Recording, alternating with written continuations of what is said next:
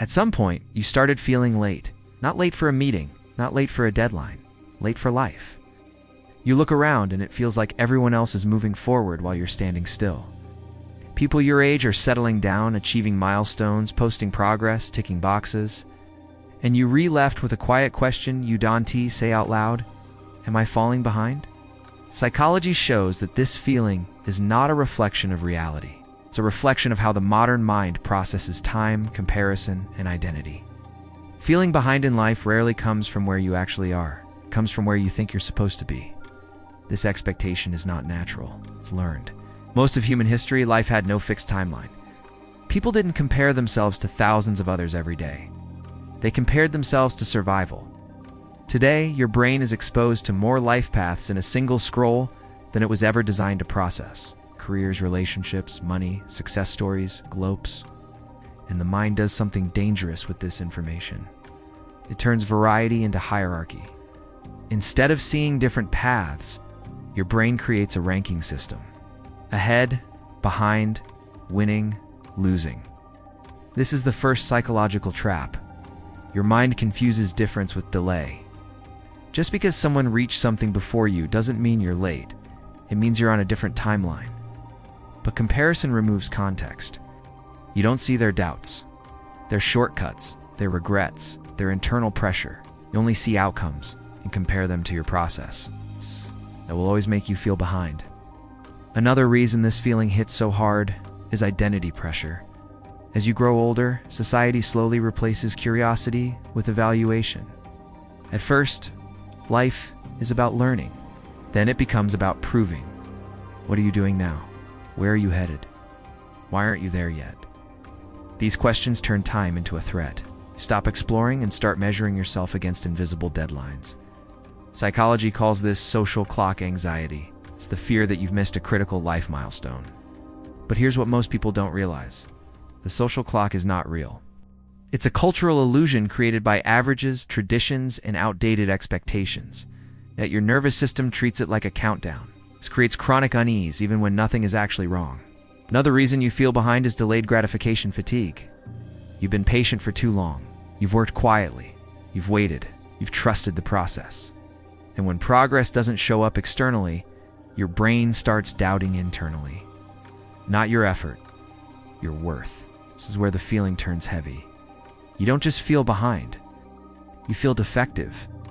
But psychology shows that delayed outcomes often happen to people who think deeply, move carefully, and question paths instead of blindly following them. Speed is not intelligence. Visibility is not progress. Another hidden factor is that modern success is highly visible, while modern struggle is private. Social media shows finished chapters, not rough drafts. Your brain compares your behind the scenes with someone else's highlight reel. That comparison will always be unfair, yet the brain still believes it. This creates emotional distortion. You start shrinking your achievements. You dismiss small wins. You move the finish line constantly. No matter what you do, it never feels like enough. Another reason you feel behind is that your values may have changed, but your goals haven't. You might be chasing things that no longer represent who you are. So progress feels hollow. You're moving, but not towards yourself. That creates the illusion of stagnation. The mind interprets misalignment as failure. But misalignment is not falling behind. It's outgrowing old definitions of success. There's also grief involved in this feeling. Grief for the version of life you imagined would happen by now. Unmet expectations don't disappear. They quietly turn into self-criticism. You don't just feel behind compared to others. You feel behind compared to who you thought you'd be. That comparison hurts the most. Another psychological reason is that people who reflect more often feel behind more often.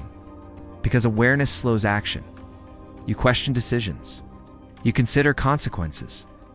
You hesitate when things don't feel right. Meanwhile, others move faster, not because they're clearer, but because they're less reflective. The world rewards speed, not depth. So depth feels like delay. But depth builds foundations that speed cannot. Here's the part most people never hear. Feeling behind often means you're transitioning. You're between identities, between directions, between chapters.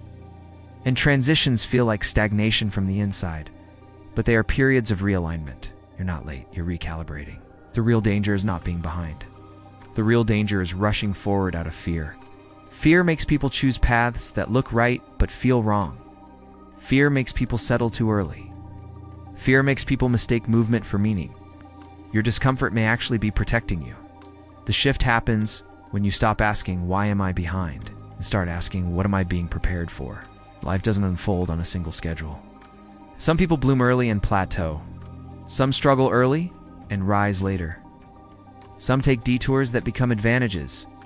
Timing is not moral. There is no prize for arriving early to a life you don't want. Progress isn't about speed, it's about alignment. And alignment often requires pauses, uncertainty, and quiet rebuilding. If you feel behind, it doesn't mean you failed. It means you're still listening to yourself in a world that rewards noise. And that, although uncomfortable, is not a weakness, it's the beginning of clarity.